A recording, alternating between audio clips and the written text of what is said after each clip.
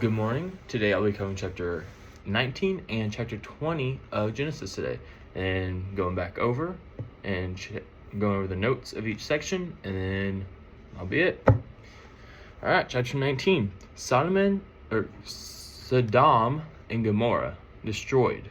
Not Sodom, and I've been saying that wrong this whole time. The two angels arrived at Sodom in the evening, and Lot was sitting in the gateway of the city. When he saw them, he got up to meet them and bowed down with his face to the ground. "My lords," he said, "please turn aside to your servant's house. You can wash your feet and spend the night and then go on your way early in the morning." "No," they answered, "we will spend the night in the square." But he insisted so strongly that they did go with him and entered his house. He prepared a meal for them, baking bread without yeast, and they ate. Before they had gone to bed, all the men from every part of the city of Sodom, both young and old, surrounded the house. They called to Lot, "Where are the men who came to you tonight? Bring them out to us so that we can have sex with them." Lot went outside to meet them and shut the door behind him and said, "No, my friends, don't do this wicked thing. Look, I have 2 daughters who have never slept with a man. Let me bring them out to you, and you can do what you like with them. But don't do anything to these men, for they have come under the protection of my roof." "Get out of your way," they replied. "This fellow came here as a foreigner, and now he wants to play the judge. We'll treat you worse than them." They kept bringing pressure on Lot and moved forward to break down the door.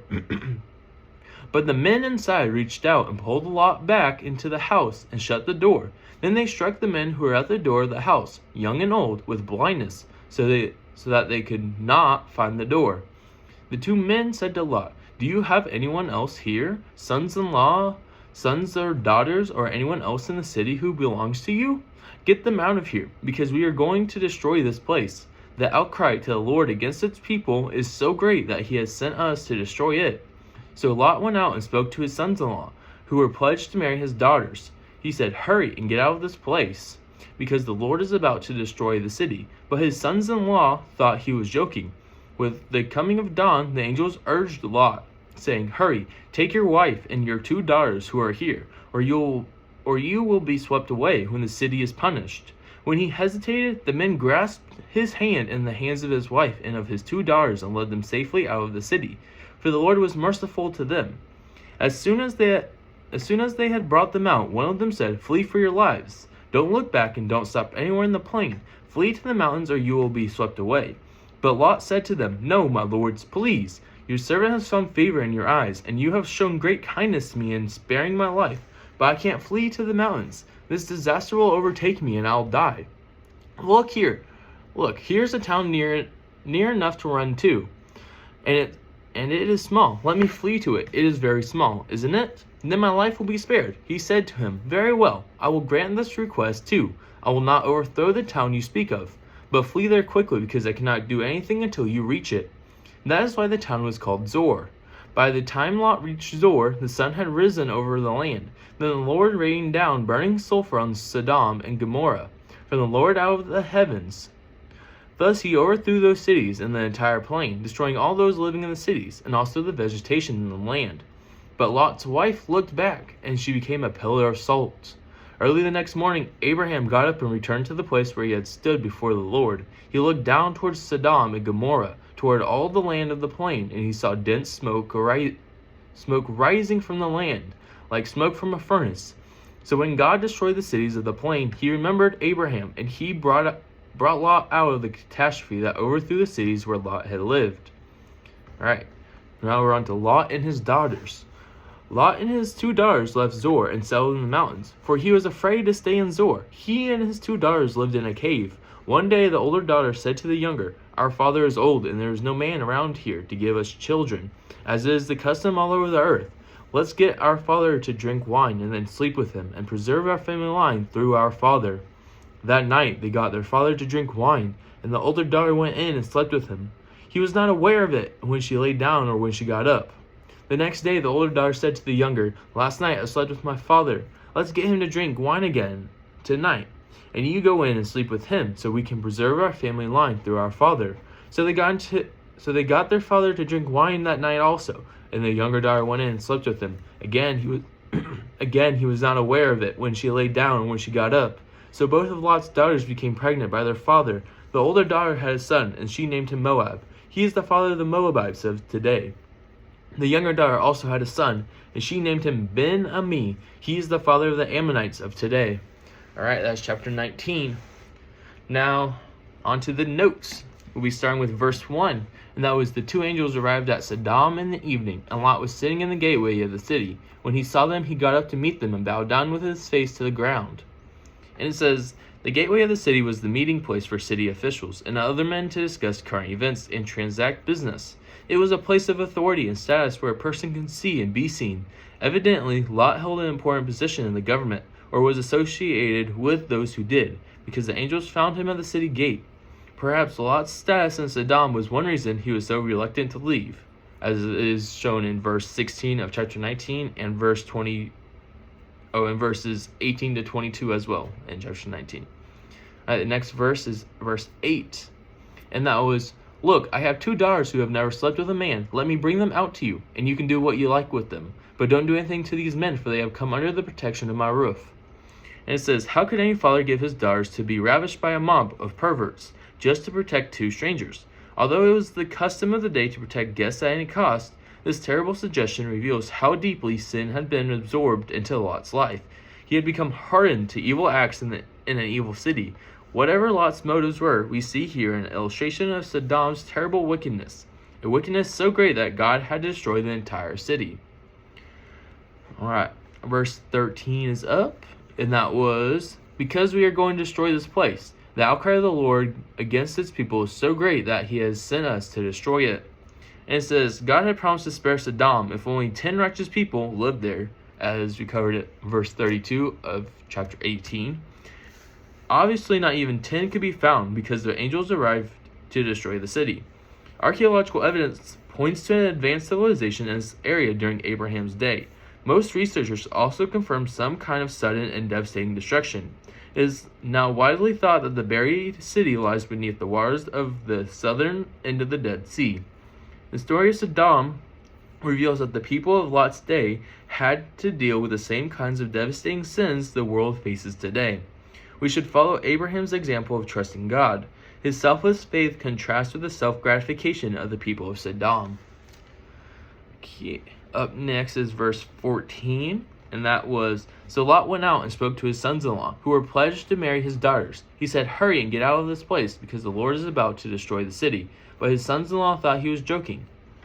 And it says, Lot had lived so long and was so contented among ungodly people that he was no longer a believable witness for God. He had allowed his culture to shape him, rather than shaping his culture. Do those who know you see you as a witness for God? Or are you just one of the crowd blending in unnoticed? Lot had compromised to the point that he was almost useless to God. When he finally made a stand, nobody listened. Have you, too, become useless to God because you are shaped too much by your culture? To make a difference, you must first decide to be different in your faith and your conduct. Okay. This next section is from verse 16 to verse 29.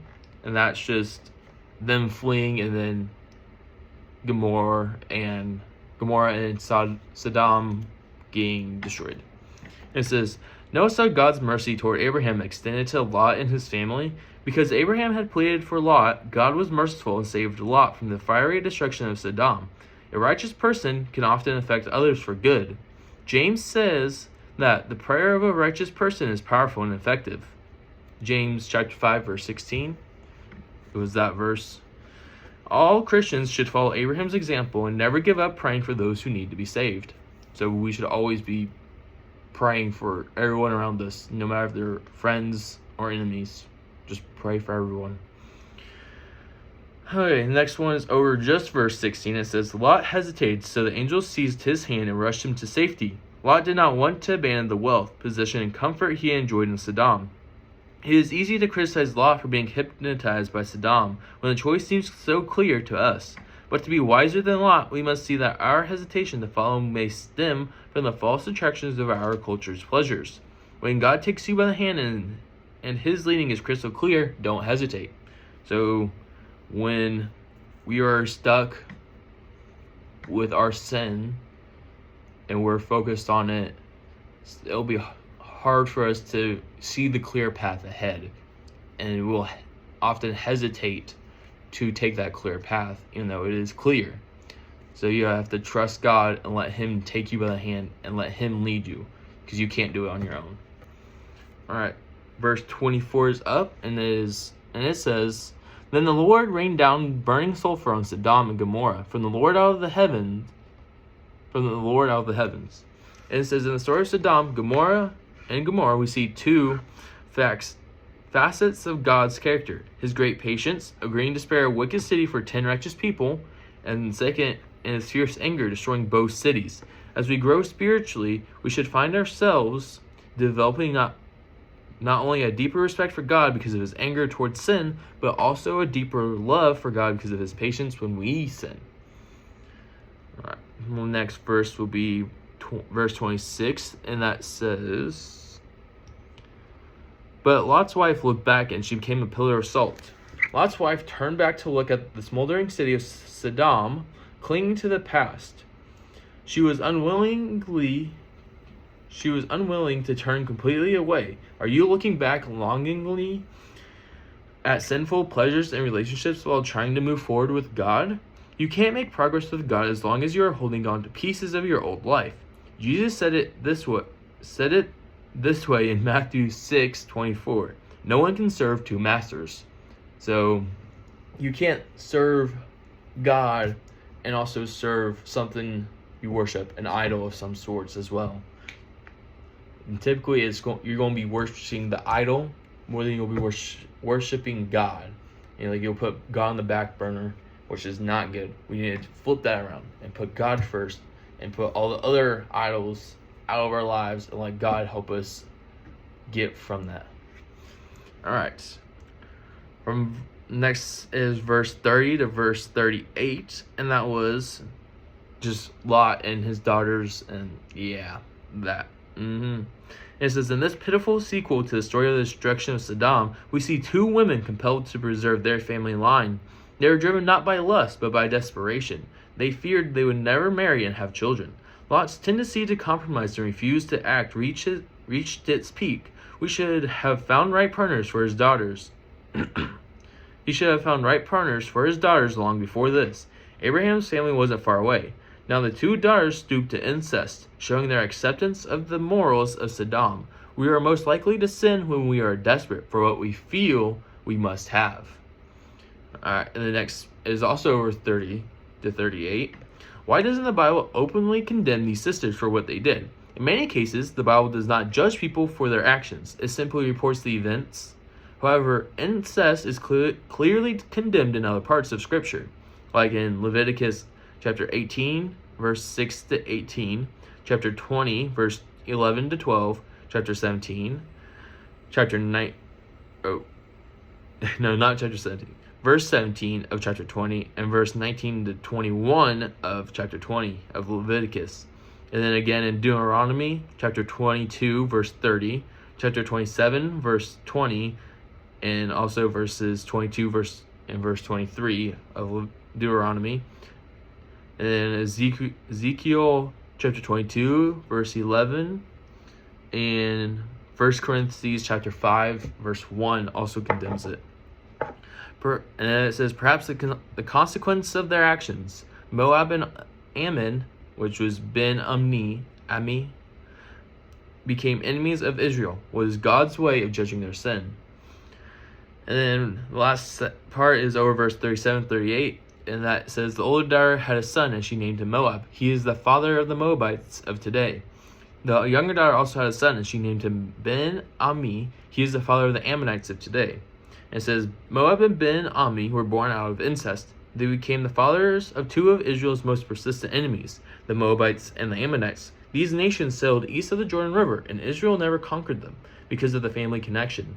Moses was forbidden to attack them, as you can see in Deuteronomy chapter 2, verse 9. And it says, Ruth, great-grandmother of David and an ancestor of Jesus, was from Moab. All right, on to chapter 20 now. Abraham and Abimelech. Now Abraham moved on from there into the region of the Negev and lived between Kadesh and Shur. For a while he stayed in Gerar, and there Abraham said of his wife Sarah. She is my sister. Then Abimelech, king of Gerar, sent for Sarah and took her. But God came to Abimelech in a dream one night and said to him, You are as good as dead because of the woman you have taken. She is a married woman. Now Abimelech had not gone near her. So he said, Lord, will you destroy an innocent nation? Did he not say to me, She is my sister? And didn't she also say, He is my brother? I have done this with a clear conscience and clean hands.